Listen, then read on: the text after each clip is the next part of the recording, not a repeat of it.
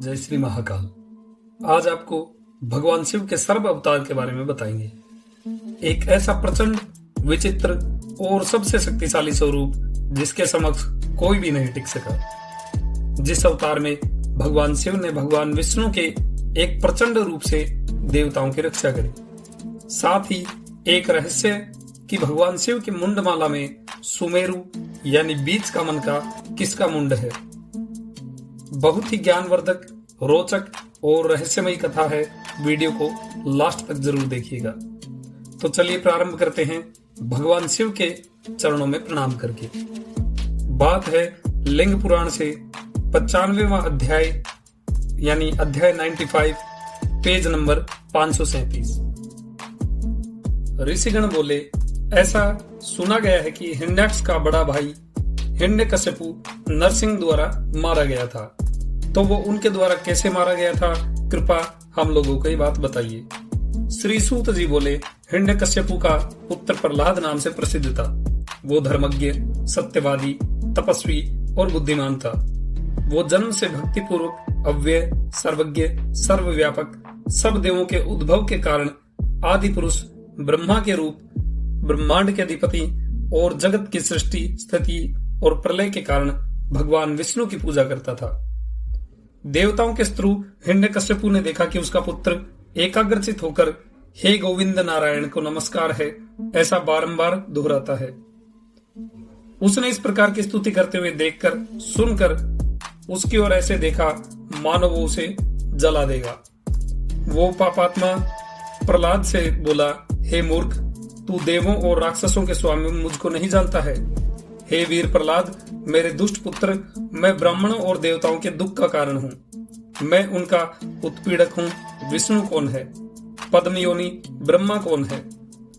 इंद्र, वरुण, वायु, चंद्रमा, ईशान और अग्नि मेरे बराबर कौन है?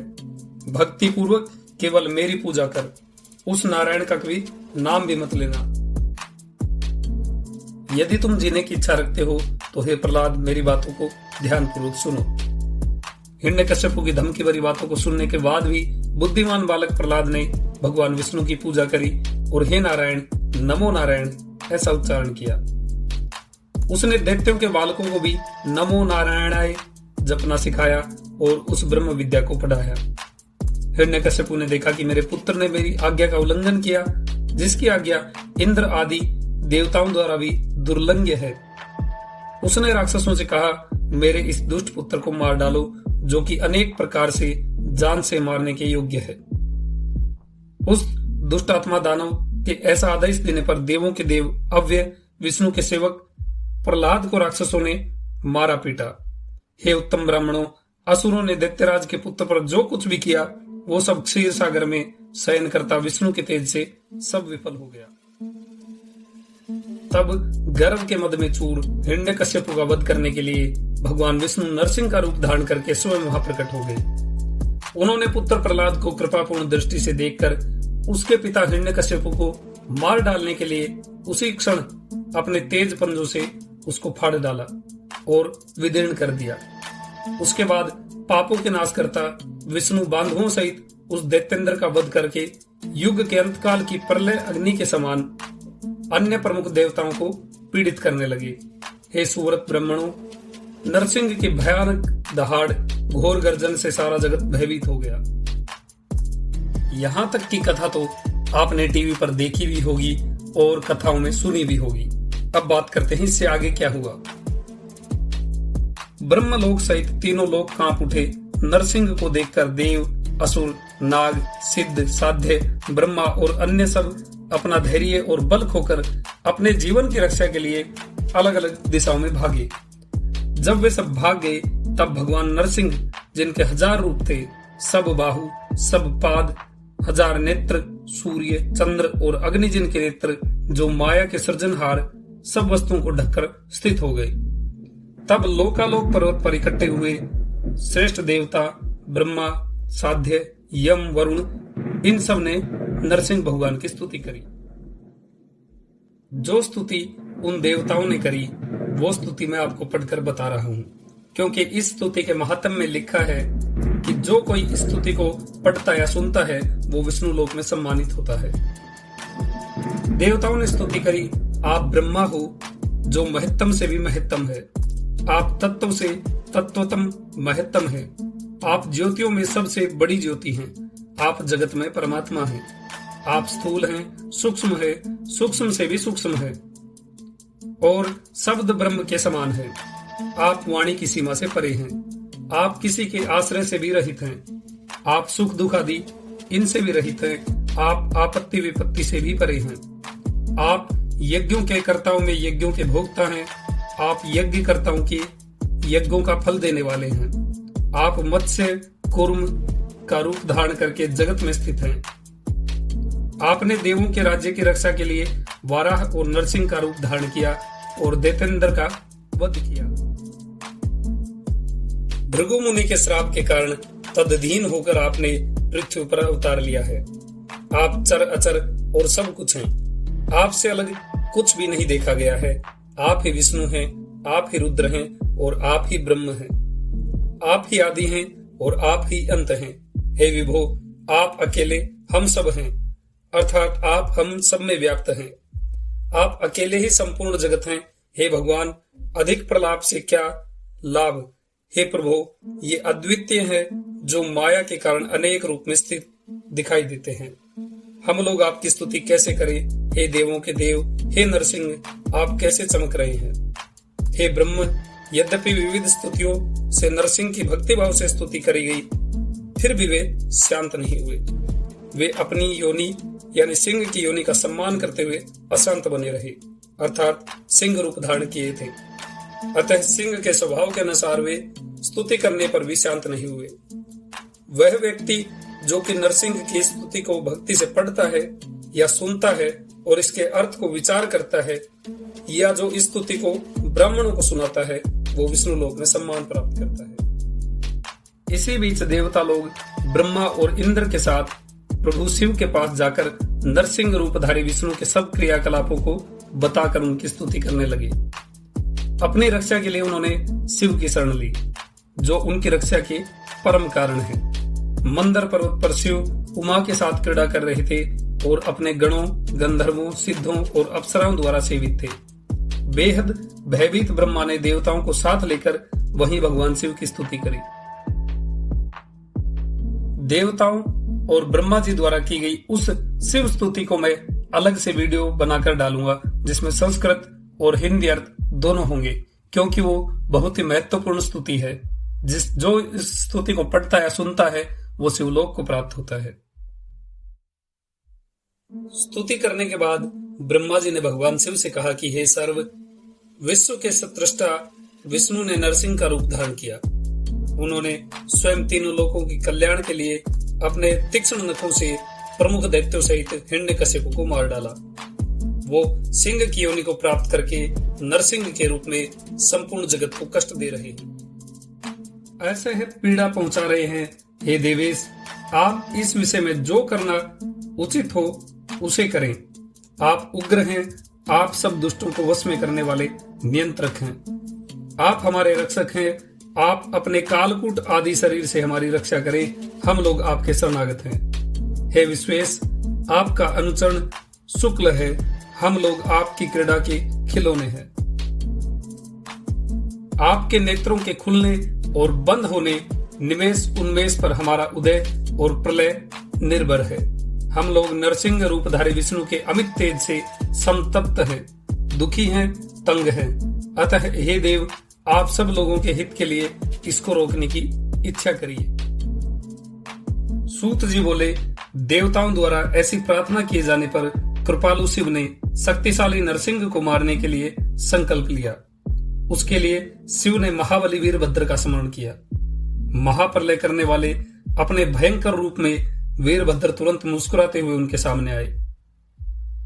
वह बेहद भयानक गणों के स्वामियों, जो करोड़ों में थे, जो अट्टहास कर रहे थे, जो सिंह रूप में मनुष्य थे और जो इधर उधर कूद रहे थे, वो अन्य वीरों से भी घिरे थे जो पहले कभी नहीं देखे गए थे। वे प्रसन्न थे, महावीर ब्रह्मा आदि के साथ गेंद की तरह खेल रहे थे। वह वीरों द्वारा नमस्कृत थे। वो कल्प के अंत में उठने वाली अग्नि के ज्वाला के समान थे। उनके 3 चमकदार नेत्र थे। वो भाल जटाओं के बीच चंद्रमा से शोभित थे। उसके हाथों में शस्त्र थे। उनके बाल चंद्रमा के समान 2 वक्र तीक्ष्ण दांत थे। उनके इंद्रधनुष के आकार के समान भौहें थी और उनकी भयानक हुंकार दिशाओं को बहरा करने वाली थी।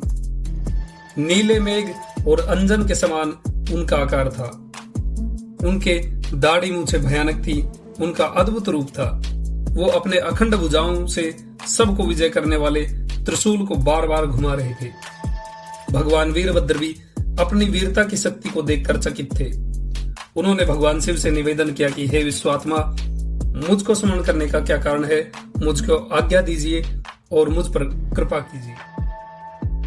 भगवान शिव बोले, एक बहुत भयानक भय ऐसे समय में देवताओं के लिए उत्पन्न हो गया है। नरसिंह की अग्नि जल रही है। इस भयंकर न शांत होने वाली अग्नि को शांत करो। सांत्वना देते हुए पहले उसको समझाओ। वो शांत नहीं होती है तो उसको मेरा परम भयानक भैरव रूप दिखाओ। सूक्ष्म से सूक्ष्म को, स्थूल से स्थूल को अपने तेज से नष्ट करो। हे वीरभद्र, मेरी आज्ञा से इसको अपना कर्तव्य समझो। अनुभूति कराओ या उसको मेरे सामने लाओ। इस प्रकार आज्ञा दिए जाने पर गणाधिप भगवान वीरभद्र ने अपना शांत रूप धारण किया। उसके बाद वो तेजी से वहां गए जहां पर नरसिंह जी उपस्थित थे। वहां वीरभद्र ने विष्णु भगवान को सब कुछ बताया। वीरभद्र ने एक औरस पुत्र की तरह, यानी एक बेटे की तरह पिता से इस प्रकार कहा। वीरभद्र बोले कि हे माधव, हे भगवान, जगत के कल्याण के लिए आप अवतीर्ण हुए हैं। महान ब्रह्मा द्वारा आप जगत की स्थिति के उद्देश्य के लिए लगाए गए हो। आपने मत्स्य के रूप द्वारा समस्त प्राणियों की रक्षा की है। आप विशाल सागर में पहले अपनी पूंछ में नाव को बांधकर घूमे थे। आपने वाराह रूप धारण किया। आपने कूर्म रूप में मंदर पर्वत को उठाया था। आपने वराह का रूप धारण करके पृथ्वी का उद्धार किया था और हिरण्यकश्यप का वध किया। हे भगवान, वामन के रूप में आपने बलि को 3 कदम भूमि लेकर बांधा था। आप ही सब प्राणियों के स्वामी हैं। आप अव्यय हैं। आप प्रभु हैं। जब जब संसार पर विपत्ति पड़ी है, आपने अवतार लिया है और अपने भक्तों को विपत्ति रहित करके स्वस्थ बनाया है। हे शिव परायण हरि, आपसे बढ़कर कोई नहीं है। आपके समान कोई नहीं है। आपके द्वारा धर्म और वेद शुभ मार्ग में प्रतिष्ठित हैं। हे केशव, जिसके लिए अवतार आपने लिया है वो राक्षस भी मारा जा चुका है। आपका नरसिंह रूप भी बहुत भयानक है।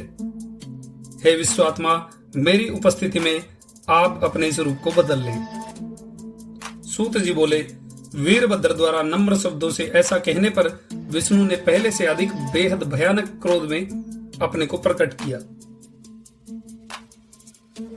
नरसिंह भगवान बोले, हे प्रिय वीरभद्र, तुम जहां से आए हो वहां वापस चले जाओ। मैं अब इस चर और अचर जगत का संहार करूंगा।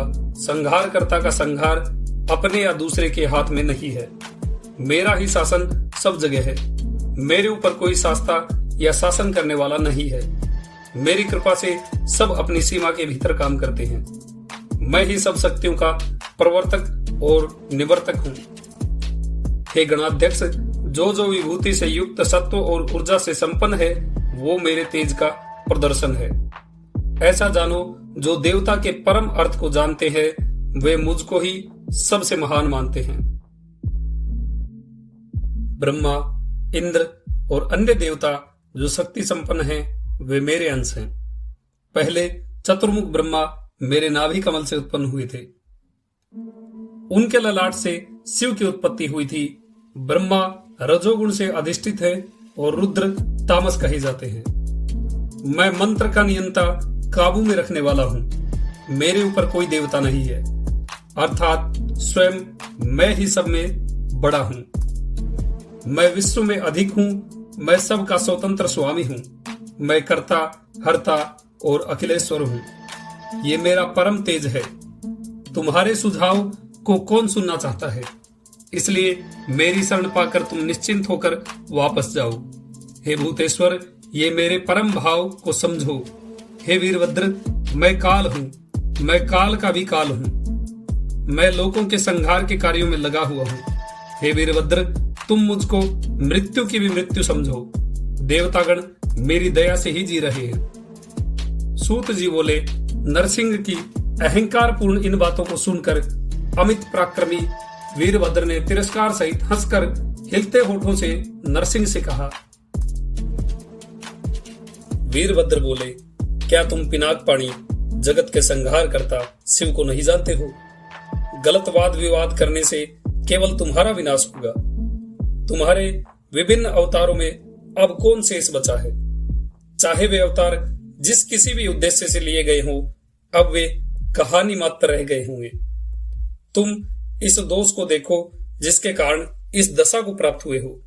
संहार करने में दक्ष शिव द्वारा तुम विनाश को प्राप्त होगे।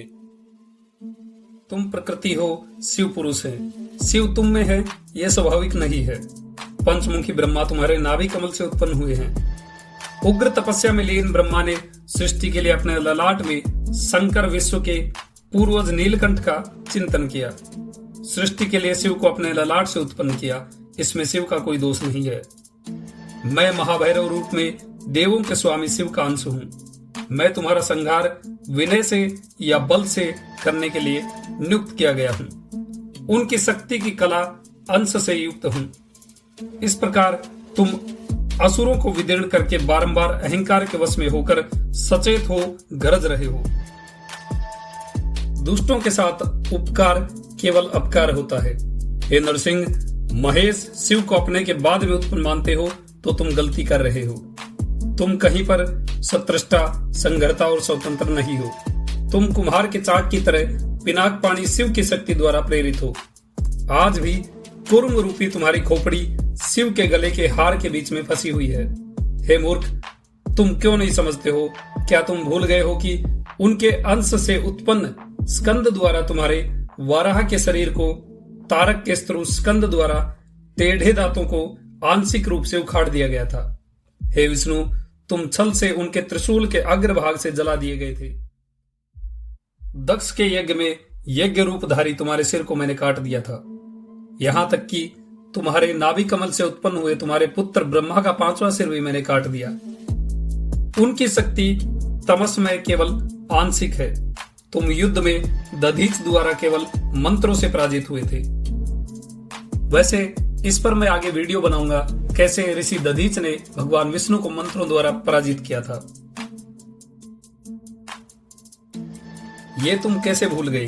हे चक्रपाणी, तुम्हारा चक्र तुम्हारा प्रिय अस्त्र है। उसके बल को धन्यवाद। तुमने उसको कहां से पाया? उसको किसने बनाया? यहां तक कि तुम ये भी भूल गए हो, तुम्हारे सब लोगों को तुमसे मैंने छीन लिया। तुम निद्रा के वश में होकर समुद्र में सोते हो, तो तुम कैसे सात्विक हो? तुमसे प्रारंभ होकर और घास के अग्रभाग तक में विद्यमान हर शक्ति भगवान रुद्र की शक्ति का प्रदर्शन है। तुम काल हो, परमेश्वर महाकाल है, महेश्वर काल काल है। इसलिए तुम शिव के उग्र जलती हुई कला से मृत्यु का शिकार होगे। वे स्थिर धनुष वाले शिव अनश्वर हैं। वह वीर हैं और संसार से ऊपर हैं। वह ज्वर के भय को भी नष्ट करते हैं।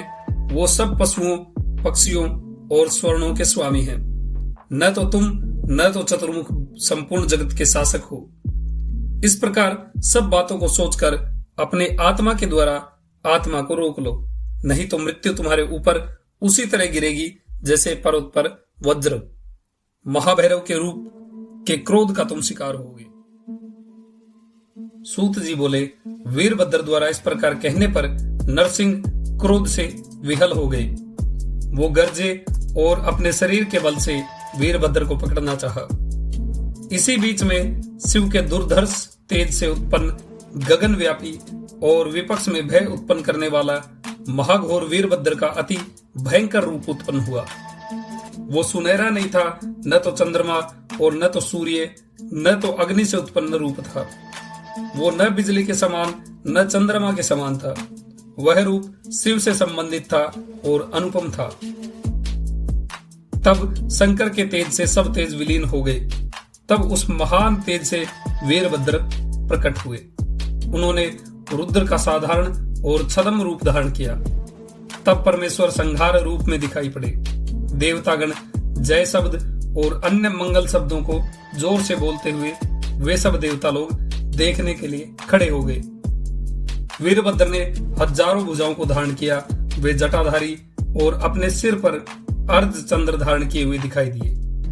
उनका आधा शरीर पशु रूप में था। पंखें और चोंच पक्षी के समान थे।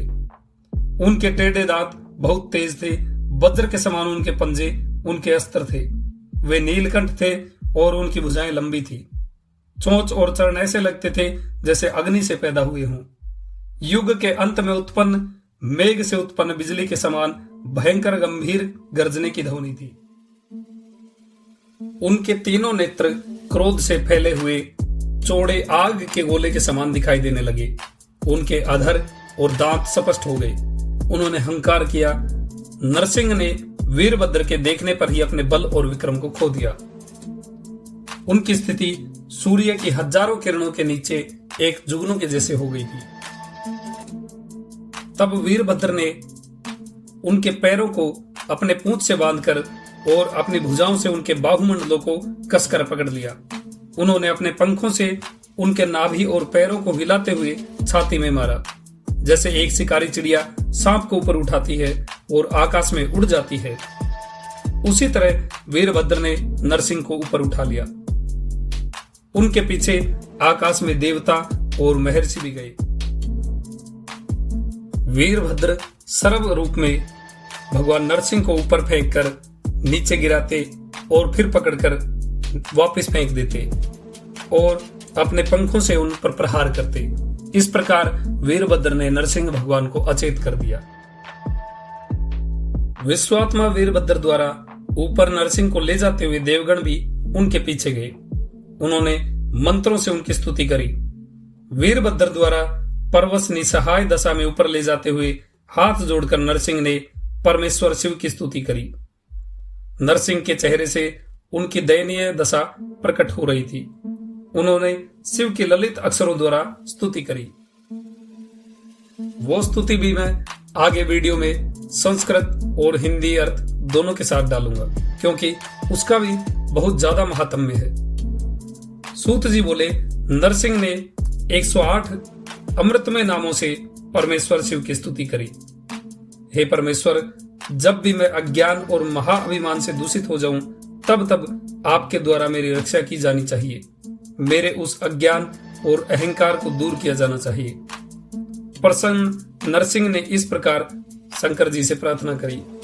तब वीरभद्र ने कहा कि हे विष्णु, तुम वास्तव में अशक्त हो। तुम अपने जीवन के अंत में पराजित हुए हो। तब वीरभद्र ने उनके शरीर पर से ऊपरी चमड़ी को खींच लिया। अब उनके शरीर में केवल हड्डियों का ढांचा रह गया और केवल उनके मुख को शेष रहने दिया। देवतागण बोले, हे वीरभद्र, ब्रह्मा सहित हम लोग आपकी केवल दृष्टि से उसी तरह जीवित हैं जैसे वृक्ष मेघ से जीवित रहते हैं, जैसे वृक्ष बारिश से जीवित रहते हैं। आप वे देवता हैं जिसके भय से अग्नि जलती है, सूर्य उदय होता है और वायु बहती है। तुम मृत्यु हो जो पंच तत्वों को नष्ट करती है। हे भगवान, ब्रह्मवादी लोग कहते हैं कि तुम सदाशिव हो, तुम अव्यक्त हो, तुम आकाश हो, तुम कालातीत हो और भव सबके स्रोत हो। हे परमेश्वर, विश्व के आधार, हम लोग आपको जानने में असमर्थ हैं।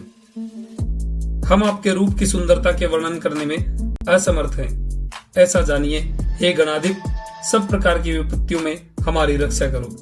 हे 11 आत्मा वाले, आप रूपवान शरीरधारी शिव हैं। हे शिव, इस प्रकार के आपके बहुत से अवतारों को देखकर आपके विषय में कोई संदेह नहीं है। मुझ में प्रवेश करो, हमको चिंता परेशानी न सताए। आप घुमची के पर्वत के तट की घुमचियों की तरह अमित रूप वाले हैं। कृपा ये रूप वापस ले लो। संसार को इस रूप से न डराओ, भयभीत मत करिए। वेदज्ञ ब्राह्मण लोग जानते हैं कि रुद्र के 2 शरीर हैं, एक घोर भयानक और दूसरा शिव शांत और प्रसन्न। उनमें से प्रत्येक के भी अलग अलग प्रकार हैं। हे भगवान, जिसकी महान शक्ति कभी विफल नहीं हुई है, उस शक्ति से मेरी रक्षा करो। आप अपने तेज से जगत में व्याप्त हैं।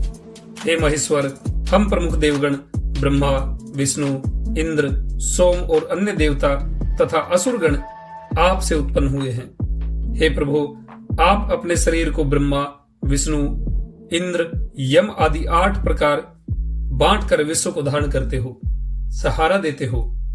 आप अभिक्षिप्त दान से हम देवताओं की रक्षा करें।